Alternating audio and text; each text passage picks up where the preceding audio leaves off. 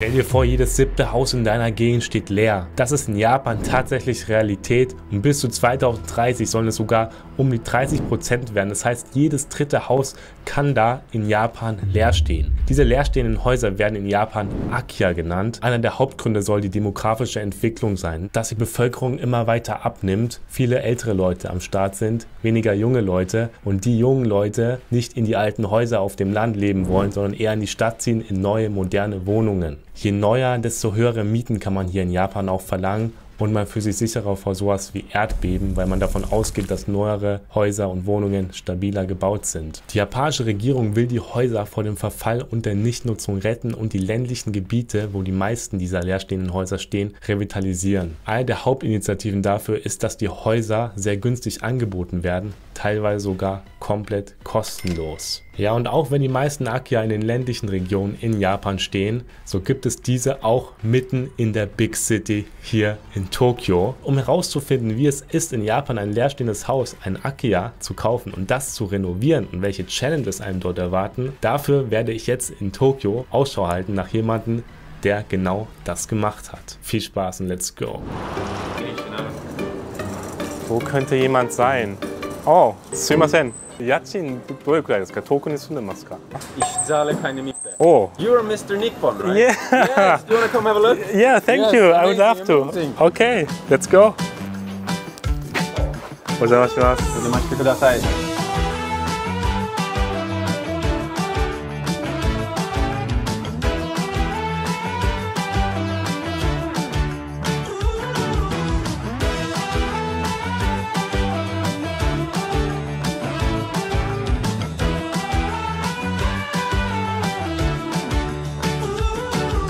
Let's have a bath. 自己紹介お願いします。Ich heiße Anton aus Tirol. Meine Großmutter, sie sind Deutsch. But I'm originally from Sweden. Okay. And I've been living in Japan for 4.5 years. And you bought an Akiya.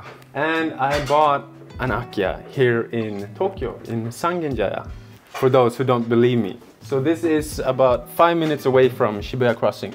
I approached the owner, asked if I could buy it. They knew that I've been doing this before here in Japan, renovating old houses. I had to take care of a lot of the paperwork and a lot of trash, but they trusted me, the deal went through, and I started renovating it. I renovated it into a Swedish-style Japanese home. We are going to take a close look at it. Yes, please, come on. Let's go. Come on in, where do we start? The kitchen. So here we have a kitchen, washing machine, dishwasher. Not common at all in a Japanese house. This is a Swedish Electrolux. And that's a big kitchen for Japan, right? This is huge. Usually they don't have a built-in oven and not this much space. We have almost 7 meters up to the ceiling here. So this used to be a beautiful tatami room, but I couldn't, because of earthquake safety, I couldn't open up here and create a new window. So instead of keeping the entire first floor dark, I took away the room on the second floor to let light in from that window. What's here? So here we have Eames designer chairs, Japanese wooden table. Beautiful, right? So up to 4, 5, 6, 7 people can dine here at the same time. The original layout of this house was you entered here. This was a wall here. And the staircase was about this steep. And that was kind of the first thing I realized when I entered here.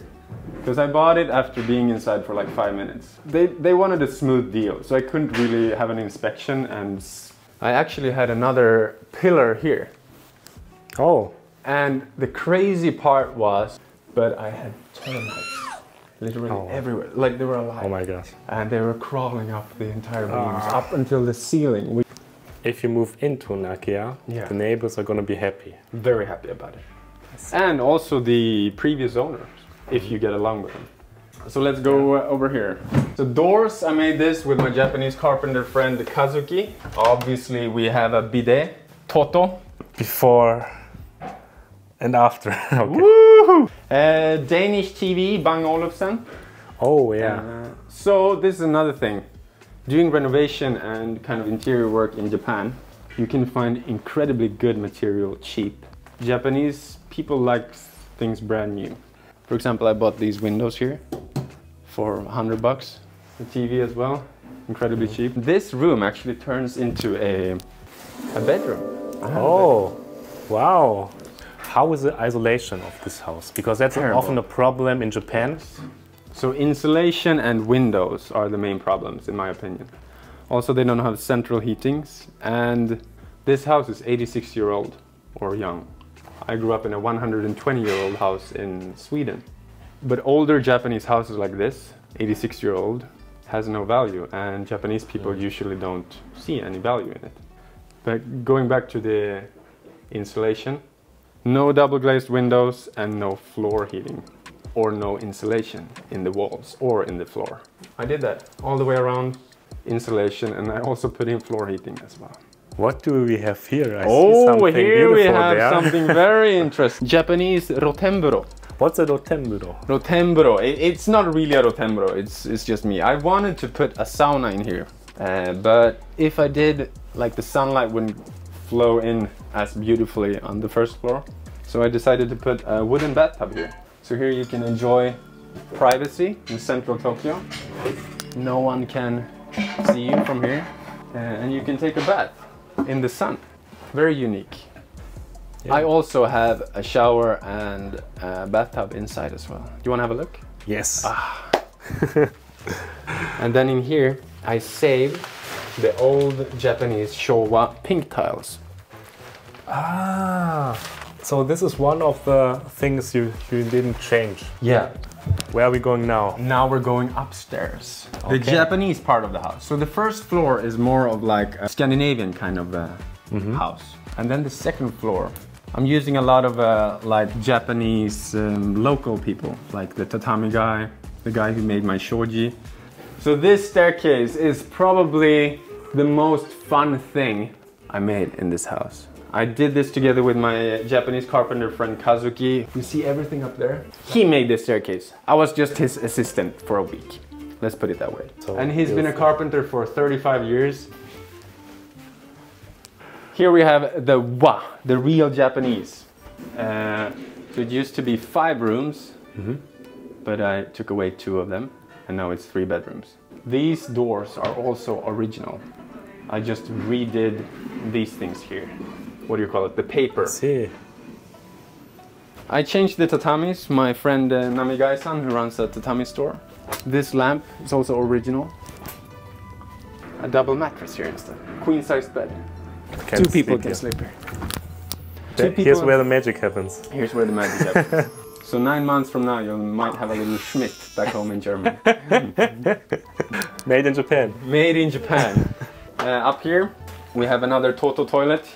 Airbnb regulations, you need to have a basin. And then here we have, the bedding is set for 1 person, but you can also be 3 people here. We have the tokonoma. It's a gift from my friend Takuya Nakamura, and some flowers.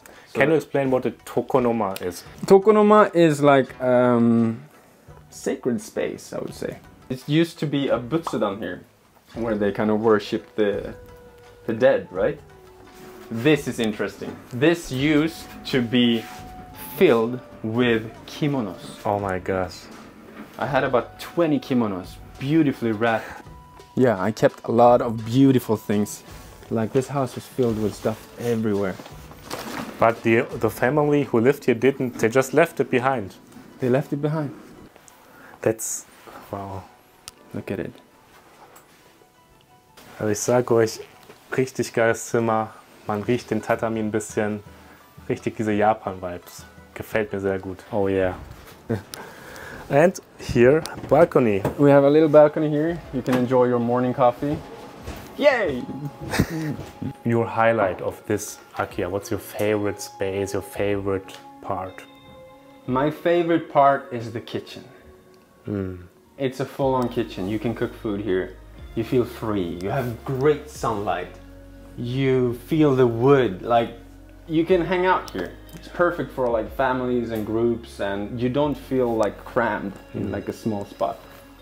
Alright, so Anton. Wie geht's dir? Mir geht's gut, super. Dankeschön. Kann ich dir ein paar Fragen stellen? Ja. Okay.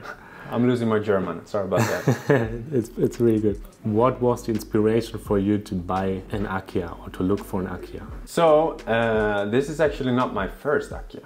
People who follow me and speak Japanese probably knows this. I haven't exposed all of what I've done renovation-wise, Akiya-wise in Japan on my English channel just yet. But I've always been fascinated about renovation, and I saw it as an opportunity because I lived in the area and it was right in front of me. It was a yes or no situation. I approached the owner, do you want to buy it? And it was a no-brainer for me. I knew I could make it look beautiful. I was kind of free, I had a lot of free time, and I knew it was abandoned, and I knew from the neighbors that they're very worried about Akiyas. I've received a lot of love from them for taking care of this Akiya. It was a challenge, a big challenge. But how did you approach them even though they didn't live here? So I approached the neighbor that I knew. She's in charge of the entire area, and I asked her for the contact information. And they were kind of surprised in the beginning as well, because they didn't think this was of value at all. Because it's an old Japanese house with no value. If someone wants to buy an Akiya here in Japan, what should they know? First of all, you shouldn't buy an Akiya from abroad. And if you need like a course in how to buy an Akiya, I don't think you should buy an Akiya either. Like if you don't understand Japan, how Japanese real estate works, and if you're not supposed to spend time, if you're not thinking about spending time in Japan, you shouldn't get an Akiya. I think it's a common thing in Europe and America. We think of real estate as a pure investment. And if you're not going to enjoy the house, if you're not going to improve the house, if you're not going to be in this area and do something for the area, you shouldn't get an Akiya. If you want to learn about Japan, if you know renovation skills, or if you want to learn renovation skills, and if you have time and you want to live in Japan, you want to learn Japanese, or you know Japanese, then getting an Akiya is for you, I think. I'm not a real estate agent and I'm not a financial, what do you call it, advisor. But this is just from my experience. What were the biggest challenges renovating the house? Ooh. Taking care of all the trash. Central Tokyo, you cannot throw away any trash at all. Then we had the termites.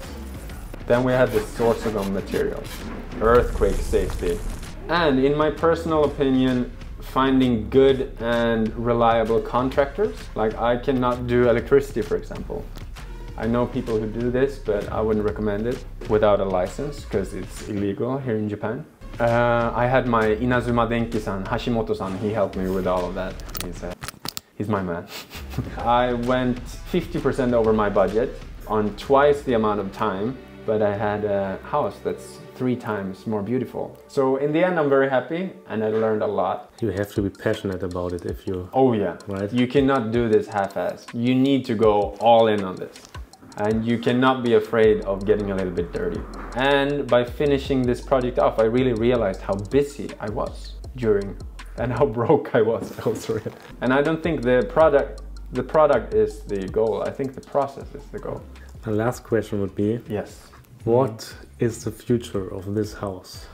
How are you using it right now? Ooh. I think you told me before, but how are you using it right now? So, this is an Airbnb right now. I got not an Airbnb license, I got a hotel license. Technically, this is a hotel.